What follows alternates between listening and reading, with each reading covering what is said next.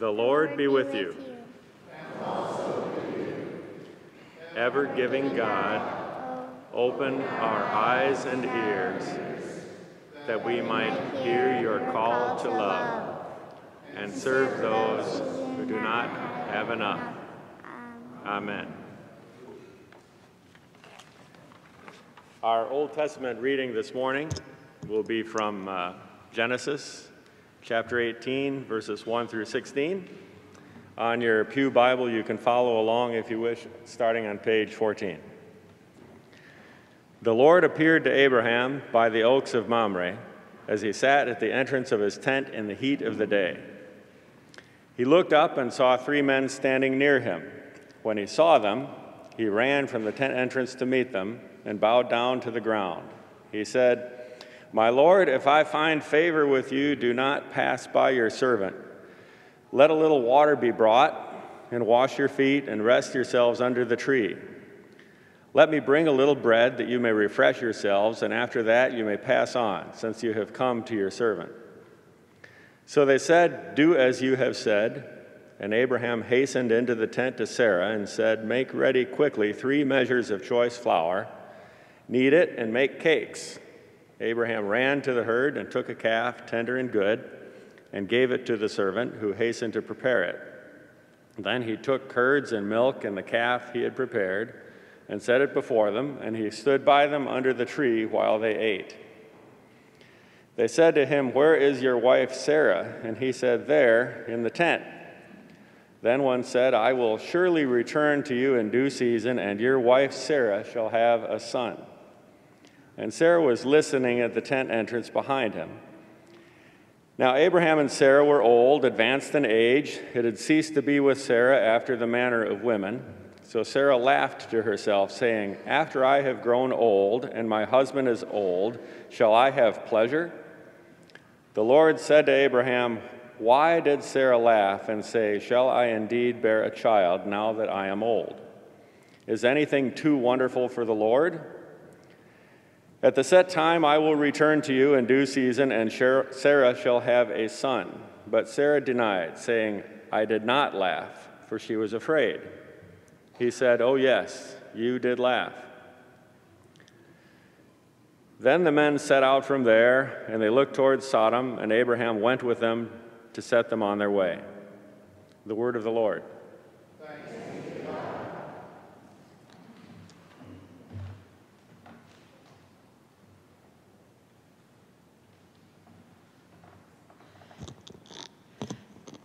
The second lesson today comes from a verse that we've been studying for a while now, Matthew 25. And we are looking again at these verses of what God cherishes versus what God does not. So from Matthew 25, starting at verse 35, "For I was hungry, and you gave me food. I was thirsty, and you gave me something to drink. I was a stranger, and you welcomed me. I was naked, and you gave me clothing. I was sick, and you took care of me. I was in prison, and you visited me." Then the righteous will answer him, "Lord, when was it that we saw you hungry and gave you food, or thirsty and gave you something to drink?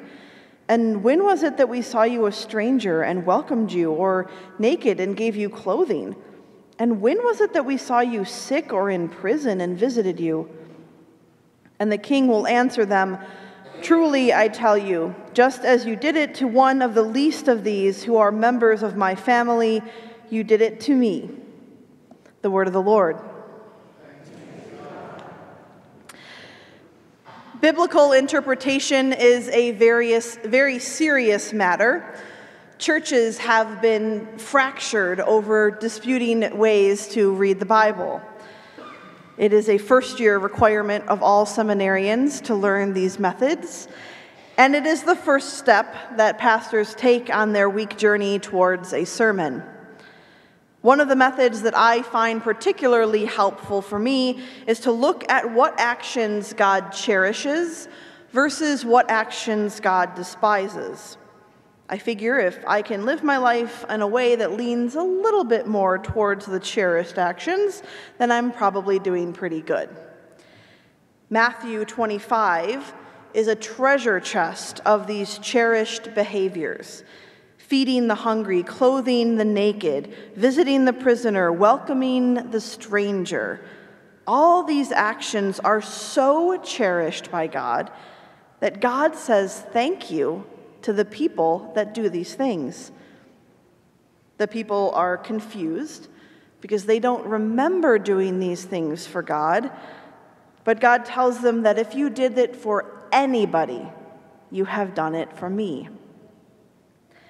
And it's a pretty big deal for God to say thank you. This week we are looking at welcoming the stranger. And before we get to the Old Testament text that we read today, I want to visit a town with you. This town had it all.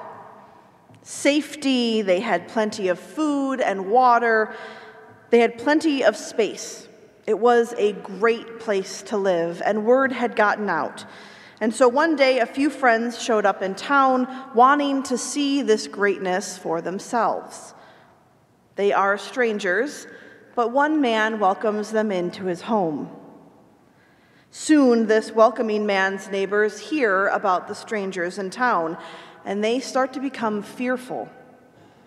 They worry that there's not enough room in the town for these strangers. They fear that there's not enough food or jobs, that these strangers may be dangerous and not have the best intentions. They worry that the strangers will bring more people to their town, more strangers. Their fear grows and grows until the whole town is convinced that the only solution is to rape and murder the strangers. They think that this only will send the clear message that no one else is wanted, and they do not want to welcome you into their town. The town decides to march to this welcoming man's door and demand he send out the strangers. The man who has welcomed these strangers refuses, but the town insists. As their violent intent grows, they miss the clouds overhead that are forming. The name of that town was Sodom. Sodom's sin was inhospitality. They had plenty. They could offer a welcome to these strangers, but their fear led them to a ruinous end. This story reminds us that God despises inhospitality. Hospitality and a welcome is important to God because most of the existence of God's people, they depend on the welcome of other people. God's people wander in the wilderness. They leave their homes, they flee for their lives, they randomly follow rabbis on a whim. God's people depend on the faithfulness of God and the welcome of strangers to survive. God will always provide the faithfulness, but humanity does not always follow through with their welcome. In our first lesson today, we find Abraham and Sarah in the wilderness. God has called them to leave their comfortable home that they cared for and cultivated so carefully for a life on the road. They have depended on the kindness of strangers in the past to keep them alive and healthy. And at this point in their journey, they have some extra. They have fields and they have goats and extra flour. And so when Abraham sees these strangers outside of his tent, he is elated. Finally, he is in a position to offer welcome to a stranger, to give back to others what he has received. He has some extra food and water. He has room in the shade for them to rest. He doesn't take a moment to question the action. He jumps up at the offer to welcome a stranger into his home. Abraham does not know these men. Now we get the spoiler that God was near, so we can assume that these were angels or some sort of messenger from God. But Abraham didn't know that when he welcomed them. He saw them as important people, even bowed down to them, but didn't know them. They were strangers. But not knowing everything about these men does not send him into a spiral of fear and worry. Abraham does not worry about who they are. He does not worry if they have weapons or are high or drunk. He does not question if they're there legally or if they have 100 friends on the other side of the mountain who are also waiting for food and water. He does not question if they will take advantage of his welcome and use his resources appropriately.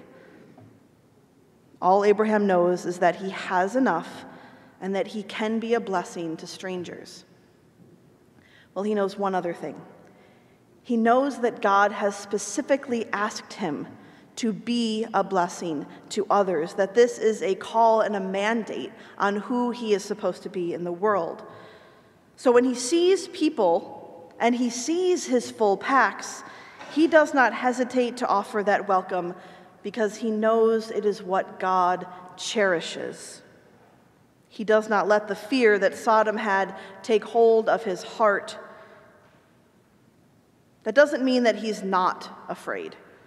He might have been, but his faith in God gives him the strength to choose a courageous welcome over fear. And then this amazing thing happens. The prayer that Sarah and Abraham have prayed for years, their cries to God to send them a child, are finally answered. These strangers say to them, "You will have a child." And Sarah laughs because she knows how outrageous this statement is. She has been praying for a child for decades. She has offered every offering imaginable to try and get this child. She has put together every pattern of word in her prayers to try and find that perfect combination. She has tried trusting God. She has tried scheming. She has tried everything to get that child. But no child has ever been granted. And now she makes a couple of cakes and offers them to 3 strangers, and they're going to tip the scales to get her a child? Yeah, right. Well, it is. This moment of welcome is the moment God chooses to announce that she will be blessed with a baby. God cherishes welcoming strangers. And that's what this story reminds us of, that this means something to God. It gets God's attention and warms God's heart. Welcoming the stranger is worth choosing courage over fear. You may have been asked in your life a common icebreaker question. If your house was on fire, what one item would you rescue? This question is designed to get at the core of our morals. Do we go back for our iPhone or for Grandma's quilted blanket? Unfortunately, for many in Paradise, California, they did not even have the luxury of grabbing one item. You may remember last year that the wildfires spread so quickly that thousands were evacuated within minutes of their houses being consumed by the fire. The nearby town of Chico was spared, and in their relief and broken hearts for their neighbors, Chico welcomed in nearly 20,000 people. They offered lower prices for houses, apartments, and hotel rooms. They gave free meals to anybody with Paradise on their driver's license. The town rallied around these displaced strangers with an overwhelming welcome. 1 year later, fear is taking hold of the original residents and burning away their welcome. Each time their favorite restaurant is full and they can't get a table, the fire of fear burns away a little bit more of their welcome. As housing prices rise, the fear takes another acre of their hospitality. Do the police and fire departments seem to be responding slower? The fire spreads farther. Have you seen how many of them are sleeping in the park? The fire rages on. Inch by inch, their welcome is burned away by their fear. Even though their officials and city planners say the town is doing great. The economy is up, infrastructure is being funded, housing has been approved, and crime is down. Every measurable point says Chico is thriving, but the fire of fear is hard to put out. And Sodom knows that very well. Chico could be anywhere. I feel annoyed handing out yet another blessing bag to them the same corner every single week. The church gets calls from people in need constantly, and having to pick and choose who the church can help can quickly extinguish even the most giving of spirits. I fear what will really happen to the cash money that I hand out. It is hard to choose courageous welcome in the face of these fears, and yet it is what God cherishes. And so today, to help us channel our desire for welcoming the stranger, I've invited Ben Ogden. He is the director of Welcome In, and he's going to talk to us a little bit about his experience welcoming the stranger in our community. Don't want you to fall off there. Oh, and you need this thing. There you go. So Ben has lots of experience welcoming strangers. Tell us about what Welcome In is and what work they do. I want to, good morning, thank you for having me here. I want to point out really quickly how many times we can say a word and not really think about the importance of the word. I've been with Welcome In for 3 years now. Prior to that, I worked with the street homeless in Detroit for over 12 years. And when Welcome In hired me, back then, Pastor Judson was on the board, and he made an awesome decision to bring me on. I thought, Welcome In, I-N-N, how clever is that? That's a cute, clever name. But it was literally today, as I was in early worship, and then now reaffirmed, how important that phrase is, welcome in.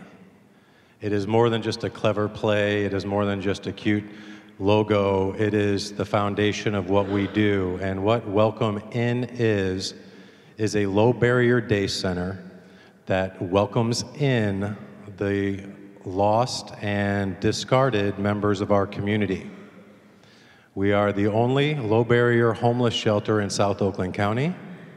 So basically anything south of Pontiac, before you get to the Detroit border, we are the only program that reaches out to provide care and services to adult men and women struggling with mental health issues, chronic homelessness, pervasive substance abuse or dependency issues. And we have been doing it since 2003.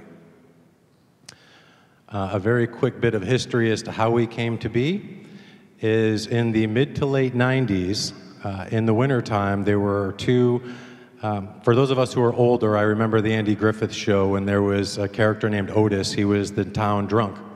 And he was jovial, and he would come into the jail and just let himself in and take a nap and sleep it off and then leave in the morning.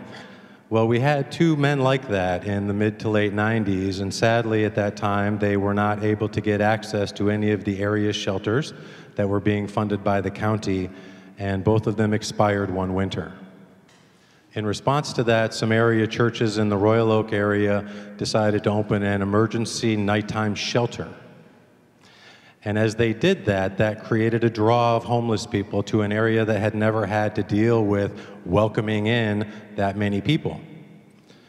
But because they offered a day school, and because some of their partners offered nurseries, they couldn't provide that care during the day, and the guests that were being drawn to them for nighttime safety were essentially out on the streets from 7 a.m. to 7 p.m. every day of the week throughout the wintertime. Well, that was good for nobody. It wasn't good for the guests who were being asked to come and stay. It wasn't good for the community who were suddenly inundated with the guests that didn't know where to go or what to do. It wasn't good for the police that back then didn't have the level of training to deal with the problems that we deal with in today's times. So a lot of church members and community members got together and said, we need to create a solution. We need to provide a place of kindness and of care. And in 2002, they began formulating, and then in 2003, they started the first season of Welcome In. And what we do today is we work to continue to coordinate those overnight churches. They still exist, though they predated us. We go and pick up all of our guests via bus every morning, so that way those with daycares and nurseries can operate. We take them currently to Covenant Presbyterian Church, where we provide them 3 meals a day. We provide them medical care, housing assistance, hygiene care, a clothing closet, a cadre of services. Last season, from December to March, we served over 10,000 meals. Now again, we do this without county funding. We do this because it's to be done. We do this because to the least of my brothers and sisters, you also do for me. And we continue to this day, now going into our 16th year, coming up, even though we're not there yet, winter is coming, to offer the kindness and community to people who more often than not are discarded. Though not Matthew, and I think that is one of my favorite quotes, having worked with the homeless through Presbyterian churches now for 16 years, there is a quote that the tail end of it is, the poverty of being unwanted, unloved, and uncared for, forgotten by everybody, is a greater poverty and a greater hunger than simply having nothing to eat. And so it goes back to the name Welcome In. Again, what I thought was just a clever name. We are that place that provides care and love and kindness with food and all of these other great things for people that have been lost or forgotten by nearly everybody. So you talk about all the great things. Will you share a story of somebody who's taken advantage or been able to use all those great things that you offer to get them onto a better footing? Sure. In 16 years of doing this, we learned that not everybody on any given day are making amazing, awesome choices. And not everybody who struggles with homelessness are being amazing, awesome people. But my understanding is my job is not to judge them, my job is to love them. And so a lot of what Welcome In does is by being low barrier, and that means that as long as you're not a physical threat, you can come in. If you've been drinking, you can come in. If you're dealing with a mental health issue, you can come in. You are welcome. And when we deal with 65 to 100 guests a day, 24 hours a day, we sometimes deal with conflict, but we do that because some of the people that are struggling are amazing, and some of the people that are struggling are awesome. And you have to welcome everyone to find those who are ready to find a better way. And in 16 years of doing this, I've got many great stories, but this season that we just recently concluded is one of my favorites, and it is about a woman named Melissa. And Melissa is a woman in her mid-40s.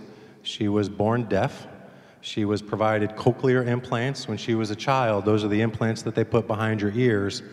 But Melissa also has a pretty pervasive learning disability. So her parents, who were kind and loving parents, provided all the care that she needed through her entire life. She had to do nothing for herself, and they shepherded her very safely into her mid-40s, but sadly her parents fell ill, and within several months they both passed. Well, Melissa, who never learned sign language, never learned how to read lips, didn't even know where her parents got her batteries for her implants, suddenly found herself being evicted from the family home, and she fell into homelessness the week before we opened last season. Now imagine a deaf woman with a learning disability with no ability to hear, with an income, falling into a place of service, not service in our sense of service, but service of provision of services, that was not founded for the importance of kindness and welcoming.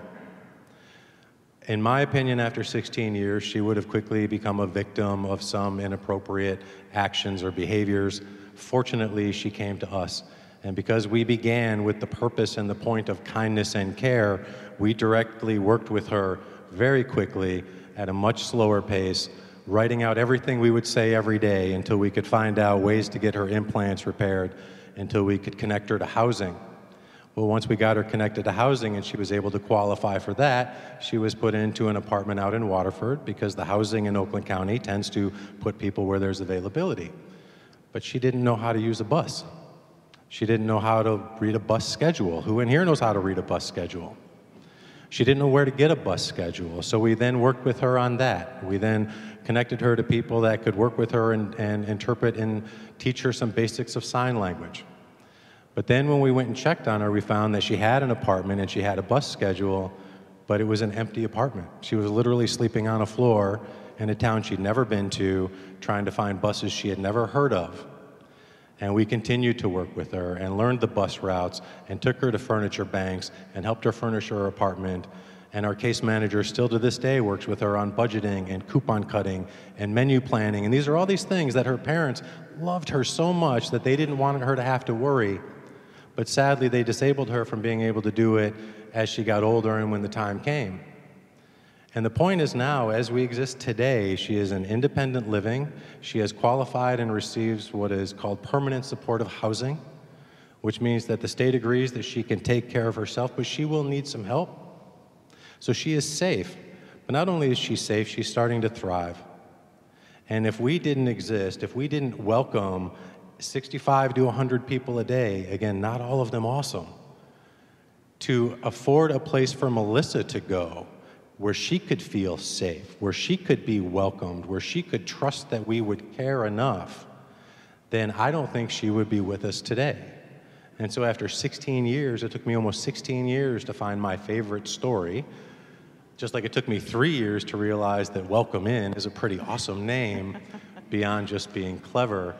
But that says that we can learn new every day. We are given a chance to realize and see something in a different light.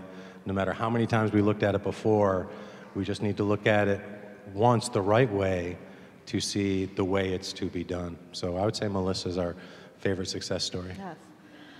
So those of us who are feeling like we want to help and want to be welcoming, how can we get involved in welcoming strangers? Sure.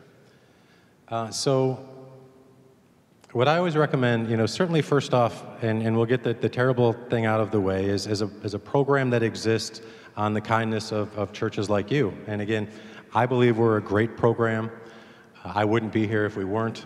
I know that your pastors believe we're a great program. They wouldn't have sat on or currently sit on our board if they didn't. And because we receive no county funding, money is always needed, but set that aside. That's an easy one. What I want people to always do is determine an ideology when it comes to your opinion about homelessness.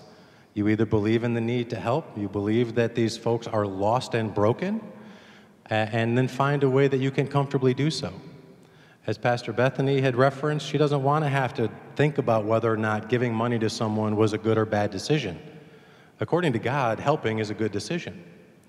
But if you're not prepared to deal with that, find a program, whether it's ours or another, and I can tell you of other programs that do good work. I'll be here at coffee hour to talk about it, but decide if you want to help, step one. Decide how you're comfortable helping, step two, so that way you don't have to spend 1 minute guessing if that was time or money well spent. Step three, get involved. And we are volunteer driven. We operate with 4 staff members, over 65 guests a day, 12 hours a day with only 4 of us, and we served 10,000 meals in 4 months last year. So whether it's helping get food, helping cook food, helping serve food, or being a volunteer who simply wants to come in and sit down and play a game of chess or checkers with a guest, who many of whom have never been welcomed into normal life, that don't know how to communicate and engage, determined to get involved, find a way that makes you feel safe and comfortable, and then do it, and never guess whether or not it had an effect, because it did, and it can change someone's life. Yeah. So do something is the best way. Yeah. Thank you. Ben will be in coffee hour after this, so please, any questions that you've ever had about homelessness, especially in this area, Ben has answered and experienced it, and he's a wealth of knowledge. So thank you so much, Ben. Thank you so much.